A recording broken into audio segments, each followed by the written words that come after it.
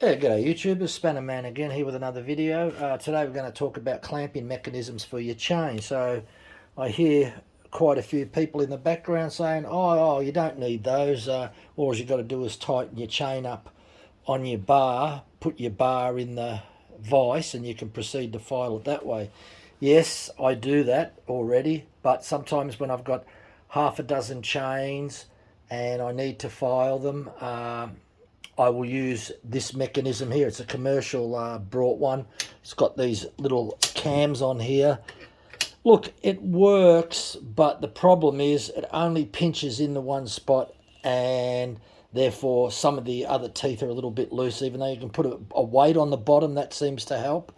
The only other thing that I did, I modified this and put 30-degree markings on there so I can just keep a eye on the angles.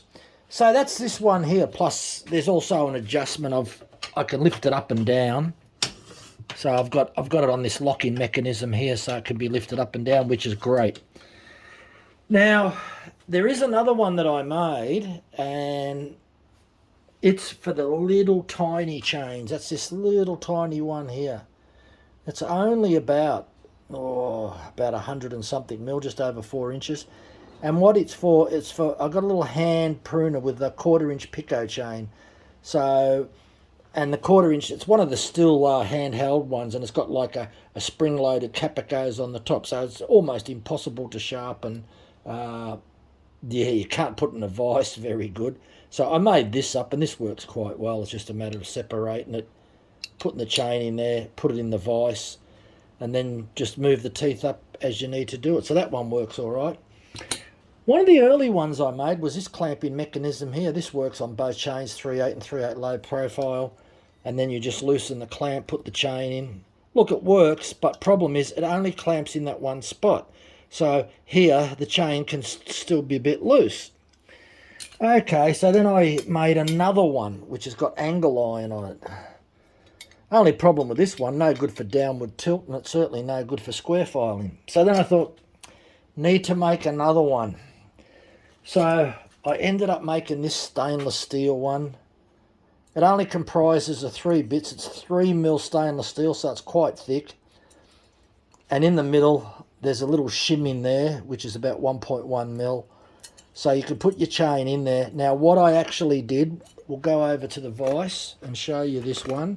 This one is good for square ground filing. And what I actually did, and I'll see if you can actually see this. We'll try and zoom in there.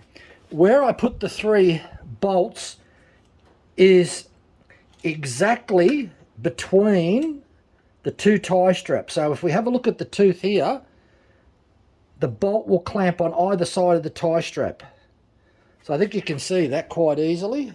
We'll just zoom in there a little bit. Yeah, you should be able to see that. So, yeah. So if we were to push this in, I'll just loosen it off a bit. Now, I could have had another lock-in mechanism on here, but I decided to use this lock-in mechanism because it is so rock solid that those teeth cannot move. They are locked in so tight.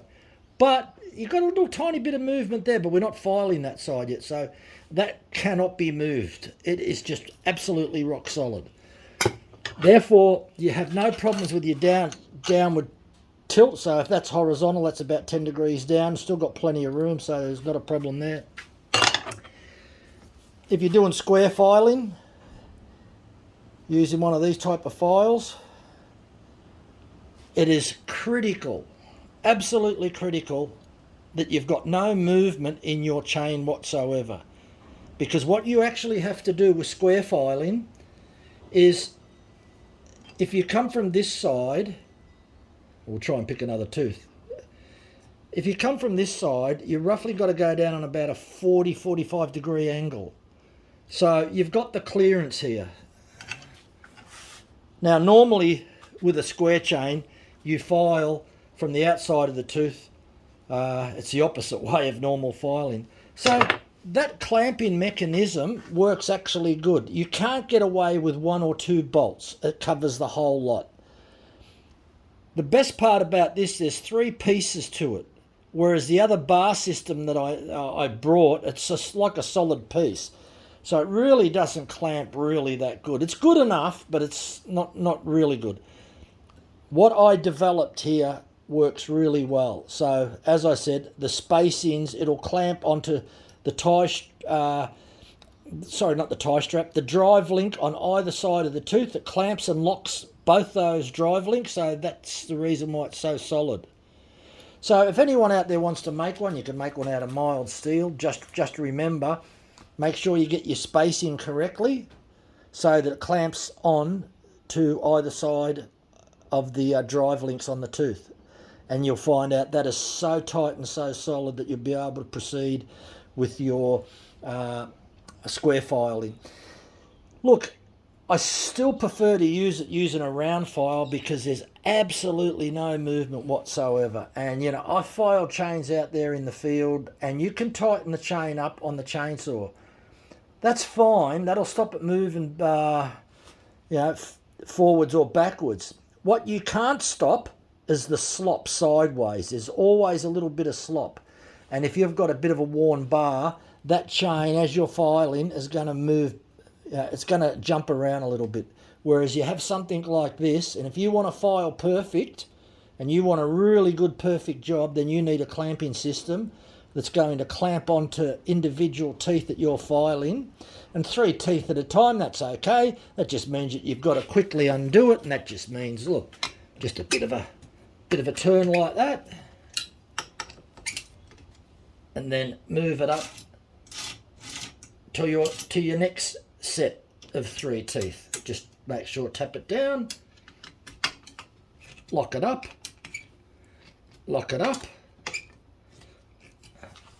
solid as a rock, absolutely no movement whatsoever.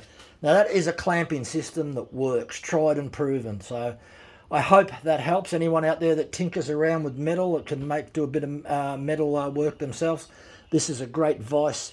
Can be made out of normal mild steel. You don't have to use stainless. It's just that I had it. It won't rust. Doesn't need painting. Works fine. All right, thanks for watching, YouTubers. Bye for now.